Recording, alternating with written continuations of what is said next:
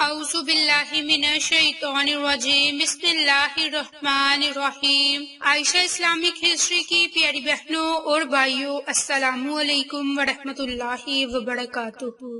تمام تعریفیں اللہ کے لیے، وہی نیک لوگوں کا ولی ہے۔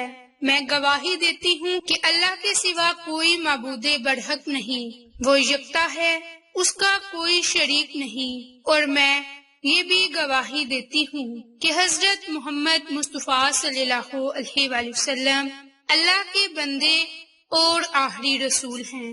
یا اللہ ان پر اور ان کی آل پر اور تمام صحابہ کرام پر اپنی رحمتیں، برکتیں اور سلامتی نازل فرما، آمین۔ میری بہنوں اور بھائیوں، ماہ ربیع الاول کی آمد ہے۔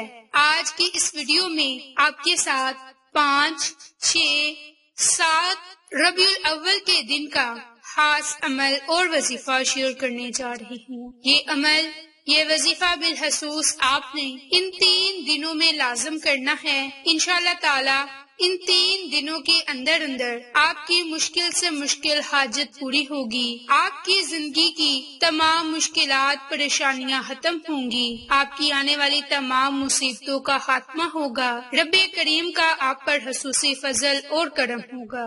میری بہنوں اور بھائیوں، ربیع الاول کی فضیلت اور ہماری کچھ ذمہ داریاں بھی ہیں۔ ربیع الاول کے مبارک مہینے کے معنی موسم بہار ہے، یعنی کہ ربیع الاول کا اسلامی کیلنڈر کے حساب سے تیسرا یہ اسلامی مہینہ ہے، اور اس مہینے کی مسلمانوں کے نزدیک بہت زیادہ اہمیت اور فضیلت ہے، کیونکہ اس ماہ مبارک میں 12 ربیع الاول کے دن آقا دو جہاں حضرت محمد مصطفیٰ صلی اللہ علیہ وآلہ وسلم اس دنیا میں تشریف لائے۔ آپ صلی اللہ علیہ وآلہ وسلم تمام جہانوں کے لیے رحمت العالمین ہیں، اور وہ اللہ کے آخری نبی ہیں، اور ان کے بعد کوئی نبی نہیں آئے گا۔ مسلمان ہر سال میں اس مہینے کو بڑی ہی عقیدت کے ساتھ مناتے ہیں، خوشی کا اظہار کرتے ہیں، اپنے گھروں کو سجاتے ہیں، اور ہر طرف چراغاں کیا جاتا ہے۔ گھروں اور مساجد میں عید میلاد النبی کی محفلوں کا انعقاد کیا جاتا ہے۔ بالکل اسی طرح ہر سال اس دن کو خوشی کے ساتھ منایا جاتا ہے، اور اپنے والدین سے پوچھنا چاہیے کہ ہم اس دن کو کیوں مناتے ہیں، اور والدین کو اس دن کی اہمیت اپنے بچوں کو بتانی چاہیے، اور ہم سب کو حضرت محمد مصطفیٰ صلی اللہ علیہ وآلہ وسلم کی سنتوں پر عمل کرنا چاہیے، اور ان کے بتائے ہوئے طریقوں پر چل کر اپنی زندگی گزارنی چاہیے، کیونکہ اللہ کے رسول کے آنے سے جہالت کا خاتمہ ہوا اور اسلام کا بول بالا ہوا۔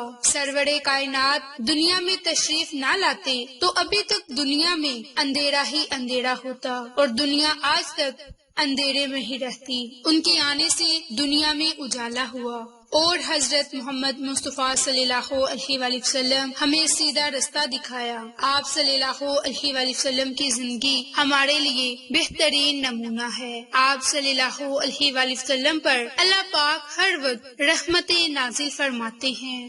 آپ صلی اللہ علیہ وآلہ وسلم پر فرشتے ہر وقت درود بھیجتے ہیں۔ آپ صلی اللہ علیہ وآلہ وسلم سے آگے بڑھنے کی اہل ایمان کو اجازت نہیں۔ آپ صلی اللہ علیہ وآلہ وسلم کی اطاعت میں جنت ہے، اور دنیا اور آخرت کی بہتری ہے۔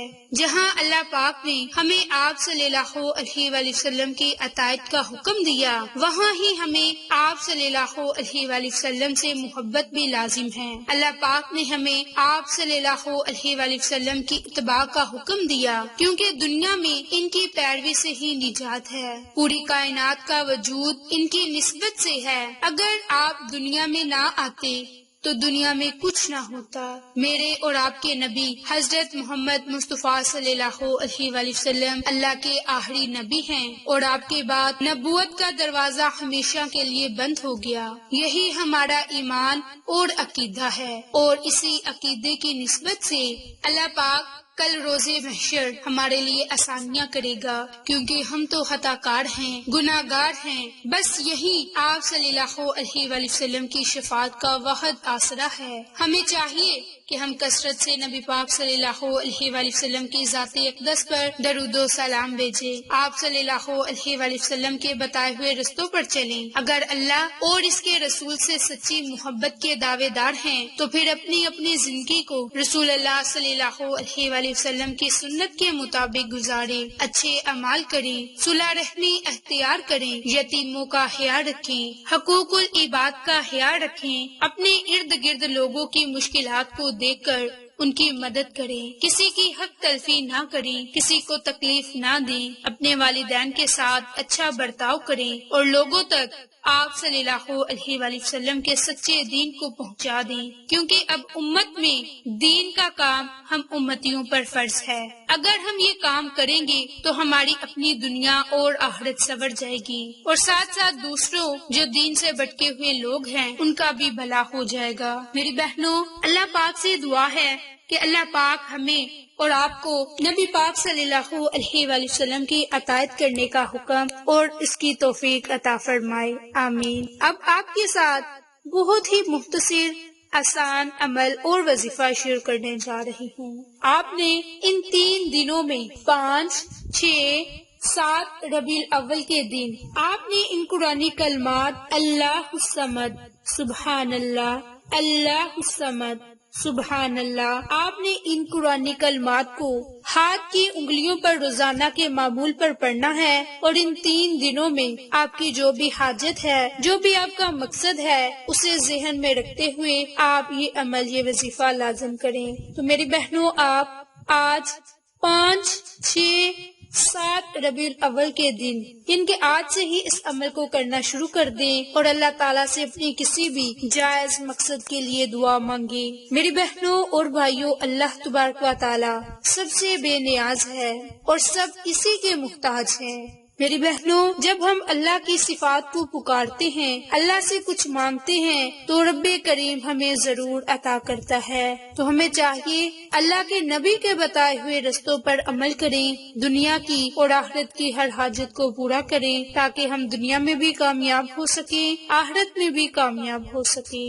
میری بہنوں اور بھائیوں، آپ نے ان 3 دنوں میں، یعنی کہ 5، 6 اور 7 ربیع الاول کے دن، ان 3 دنوں میں نماز عصر ادا کرنے کے بعد اللہ کے ان قرآنی کلمات کا یہ خاص عمل اور وظیفہ کرنا ہے۔ اول میں، آخر میں درود پاک پڑھیں اور ان قرآنی کلمات کو صرف اور صرف 80 مرتبہ پڑھیں۔ جیسے ہی آپ 80 مرتبہ ان قرآنی کلمات کو پڑھیں گے تو رب کریم آپ کو دنیا آخرت کی ہر نعمت سے مالا مال فرما دے گا۔ یہ اللہ کے پاک کلام کا خاص عمل ہے۔ بس اگر آپ کامل یقین کے ساتھ ان دنوں میں یہ عمل، یہ وظیفہ کر لیں گے تو آپ کو بہت ہی فائدے حاصل ہوں گے، آپ کی مشکلات، مصیبتیں ختم ہو جائیں گی۔ آپ رب کریم سے جس جائز حاجت کے لیے دعا مانگیں گے، آپ کی وہ حاجت ضرور پوری ہوگی۔ تو یہ حاجت کے لیے 3 دن کا خاص عمل ہے۔ آپ اس عمل سے، اس وظیفے سے فائدہ اٹھا لیں، انشاءاللہ آپ کو بہت ہی فائدے حاصل ہوں گے۔ میری بہنوں اور بھائیوں، آپ کو یہ ہماری ویڈیو پسند آئے تو اسے لائک، شیئر اینڈ سبسکرائب کریں۔ جزاک اللہ۔